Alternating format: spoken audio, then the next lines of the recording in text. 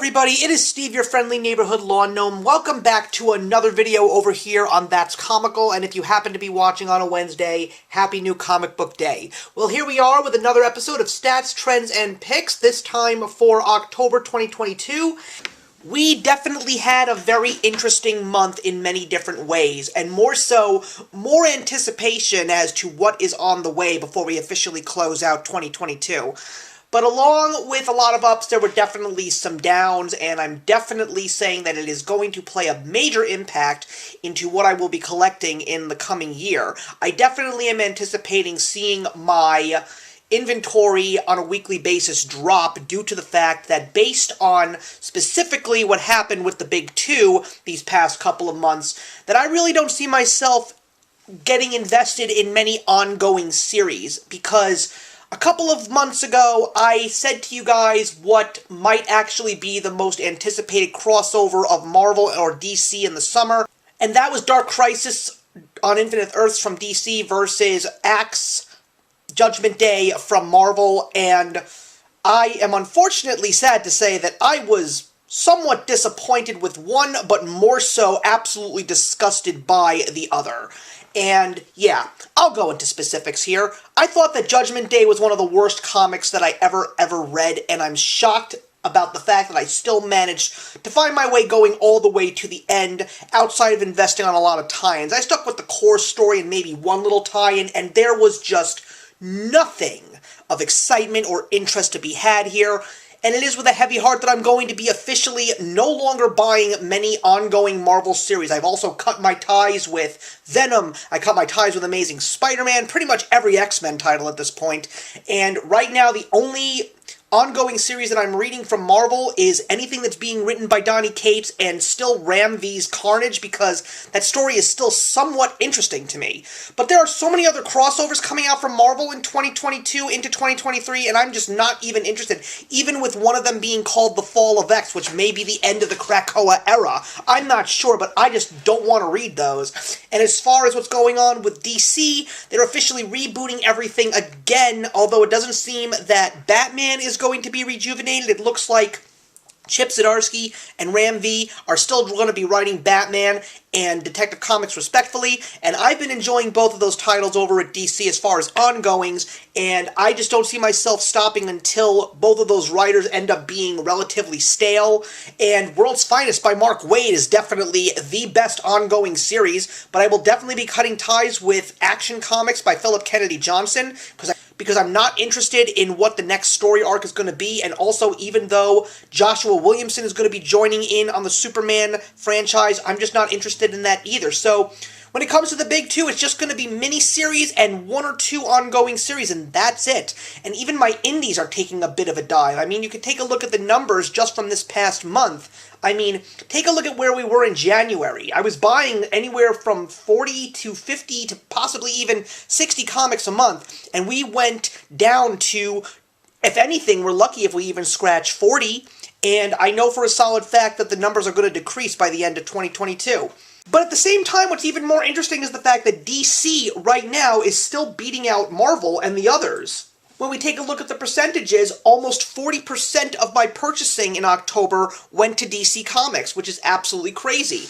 And that's just because of the fact that I'm reading Dark Crisis on Infinite Earths, I'm reading the current Superman runs, the Batman runs, as well as miniseries every here and there. And that's basically what it is. I mean, I know that the next big title is going to be the Lazarus Planet, and I am not interested in that at all, even though Batman vs. Robin is pretty much going to lead into it. I'm reading that one as well. And also, you're just going to see big drops. That's all I'm going to say. You're going to see big drops, even on the indie side. I was reading a lot of stuff from Aftershock, Scout Comics, Boom Studios, but a lot of these series that I've been reading are coming to an end very soon. Berserker's going to be ending soon. That's Basilisk just ended from Boom Studios, and just nothing new is really grabbing me in terms of regular Big Two or indie. But still, we're still getting a good amount of reading done, which is important. We take a look at the graph. It's just going to be so interesting to say that DC will have been consistently on top based on all the craziness that is happening over at Warner Brothers Discovery right now, it's absolutely insane. But yet, for some strange reason, DC has just managed to hold on this entire year and take the top spot just about every single time. So that's basically what was going on in regards to the numbers. So how did my predictions go in October?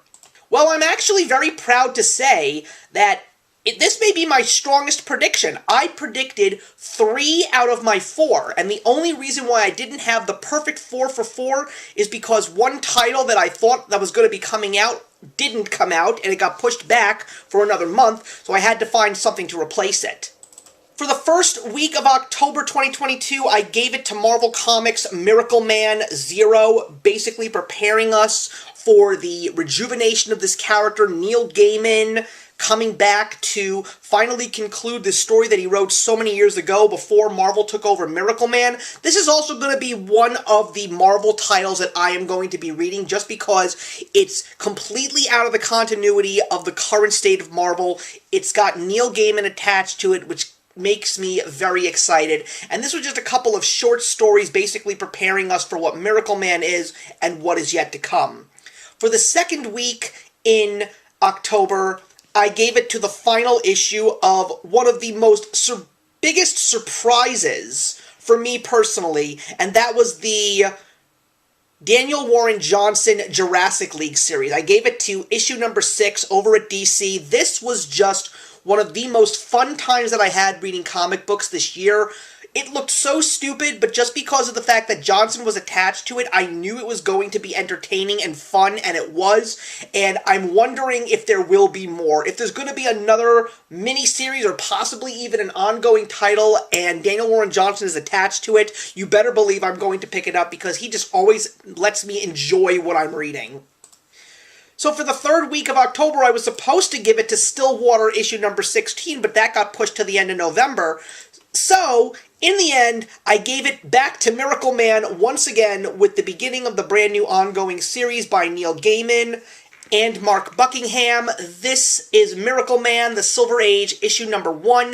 It is basically a remastering of the Miracle Man series that Gaiman and Buckingham teamed up to write back in the late 80s, early 90s, and it started with issue number 23, the current story, and then it came to issue 24, and then the series just got discontinued. So we are going back to issue number 23 of that specific Miracle Man run, and Gaiman and Buckingham are going to finish it, which makes me very, very excited. I really enjoyed this story. It is definitely Neil Gaiman. It's definitely different from everything that I'm reading, but overall it is just intriguing. The atmosphere is definitely intoxicating. Like, you really are taken right into it, and it is such a unique take on superheroes. I mean, one of the last times we had a really great unique take on superheroes was Alan Moore's Watchmen, and wouldn't you know, even Alan Moore took on Miracle Man before Gaiman and Buckingham took it over. So Miracle Man, The Silver Age number 1 was incredibly good. And then finally, for the last week of October 2022, I gave it over to Image Comics, Donny Cates, Ryan Stegman, Vanish, issue number 2. This is definitely one of the best series to come out from Image Comics. Probably one of the most fun times I've had reading Donny Cates' work. This is basically Harry Potter meets John Wick. That's the best way to describe this series. And I am just really excited for next month as this story continues, because every single time I finish a Donny Cates book, especially an indie title, it always makes me eager to read the next book in the series.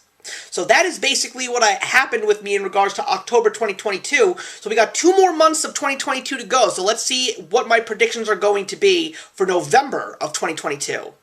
What I am going to say is a big surprise, because even though I have basically been trash-talking the big 2, particularly everything that's going on in DC, I'm just letting everybody know that DC pretty much has all my top spot predictions for every single week of November 2022, and wouldn't you know, it's also a 5 new comic book week month, so that makes me even more excited. But there is going to be one main reason why you're going to see DC show up a lot in these predictions. For the first week of November 2022, I am giving it to a book that I am really excited to read, and I actually already have my issue number 1 waiting to be read. It is from DC Comics, Black Label, Batman and the Joker, the Deadly Duo. The reason why I had to pick this up is because one of my favorite comic book artists of all time is not only drawing this book, he is writing this book. It is the legend that he is, Mark Silvestri. Knowing that he's going to be taking on Batman and how much I love his art, when he makes variant covers, I have to go and grab one. And I am just so excited to see his writing style, because just this year alone, I saw how great Scotty Young is as a writer, as well as an artist with Image Comics Twig. So, going to see how he's not only going to be writing a comic, but taking on one of the greatest comic book characters of all time, with a very interesting story, just makes me very excited for this comic. For the second week of November, I am going to be giving it once again to DC and this brand new one-shot, The New Golden Age. Why? Because Geoff Johns is back, and he is bringing us the JSA in so many different ways. And that's why I am so excited for DC Comics this month, and seeing how it's going to go into the next year, because these are going to be some series that I am going to read, whether they're miniseries or ongoing series.